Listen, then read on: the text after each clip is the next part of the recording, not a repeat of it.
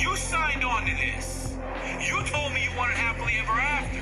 Anthony Strangis, the mastermind behind the hit documentary Bad Vegan that reportedly siphoned millions of dollars out of Sarma Melngailis and her Manhattan raw vegan food empire. While Sarma takes much of the spotlight in the documentary, Strangis is the central figure to the bizarre events at the heart of Bad Vegan. While he declined to take part in the documentary, Anthony has had an extremely interesting life wherein he's been known for scamming women before. And now, after he's done his time in jail, we catch up and see just exactly what he's up to these days. Today we're talking about Anthony Strangis, the con man behind the documentary Bad Vegan. Tomorrow though, you decide.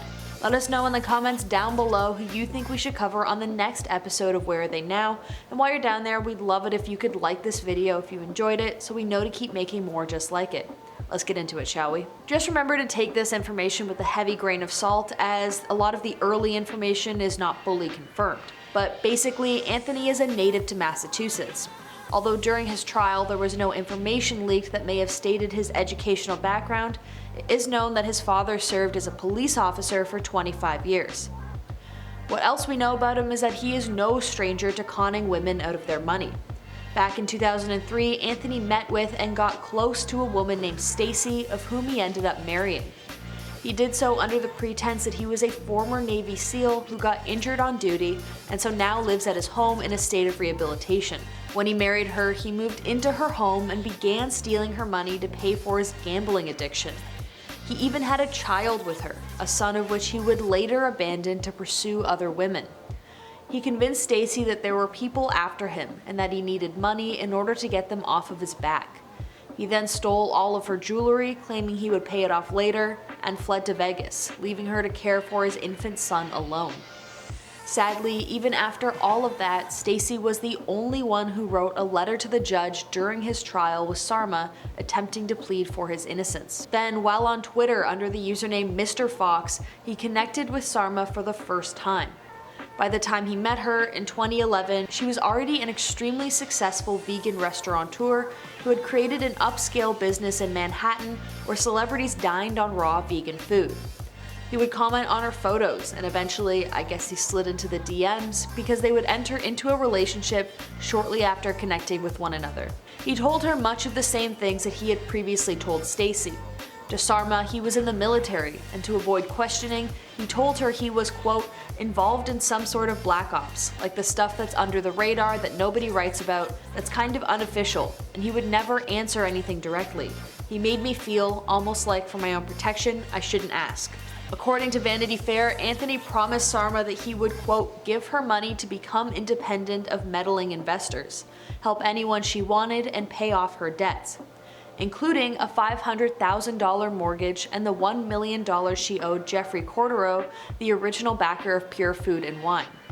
That $1 million was a loan she took out from him to buy out her investors and have the business solely in her own name from years prior.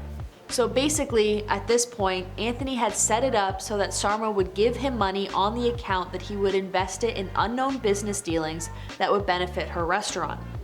Little did she know that the money was being slowly squandered away at casinos to, once again, fund his gambling addiction. Only a year after meeting, Sarma and Anthony would get married. Over the course of several years after their marriage, Anthony spent a large amount of money, some of which she transferred from her business accounts, with the lawsuit reading that he spent almost $1 million at a casino in Connecticut, over $200,000 at another casino, $80,000 on watches, $70,000 at hotels, and over $10,000 on Uber rides alone.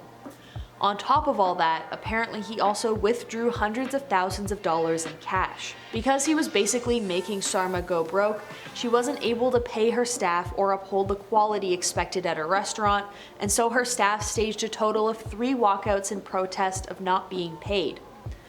After the third time, which came after a total change in staff, the restaurant shut down for good. In panic over being sued for labor fraud, Sarma and Anthony ran away and went on the lam in 2016.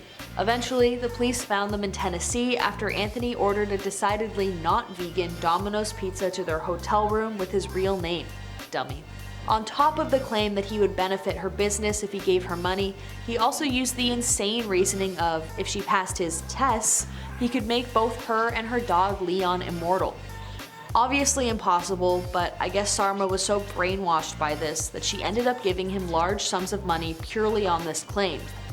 Anthony also promised that they would be transported into, quote, some fantastical magical future where my dog is going to live forever, and this reality didn't really matter because it would all be reset to some sort of utopia. Basically, Anthony successfully indoctrinated Sarma into a cult of one, with himself as a leader. In a phone call that was recorded between the two, when Sarma began to question Anthony, he stated, quote, "You know what the deal is here. If I say to do something, do it. It's supposed to be difficult on you. It's supposed to make you doubt. It's supposed to make you question everything. It's faith-based. It's a trial by fire." After they were found in the hotel in Tennessee, Anthony and Sarma began the legal process to atone for their misdeeds. Sarma isn't all victim here, by the way. Cult mentality or not, she took hard-earned wages and gave them to her boyfriend, and as an adult, she should know better. Eventually, Anthony would spend a year in Rikers prison for fraud before being put on probation after his sentencing. Unsurprisingly, Sarma filed for divorce while in prison in 2018.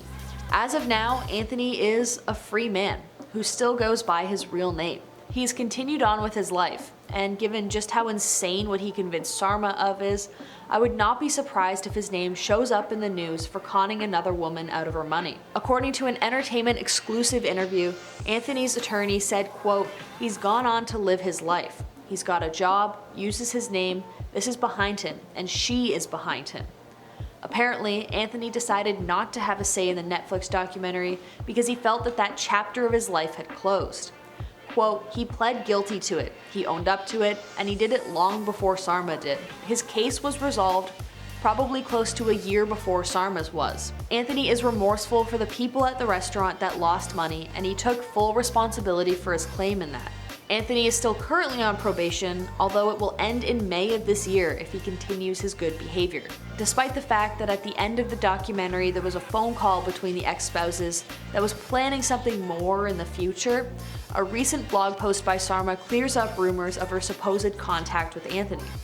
Sarma writes, quote, "The end of Bad Vegan is disturbingly misleading.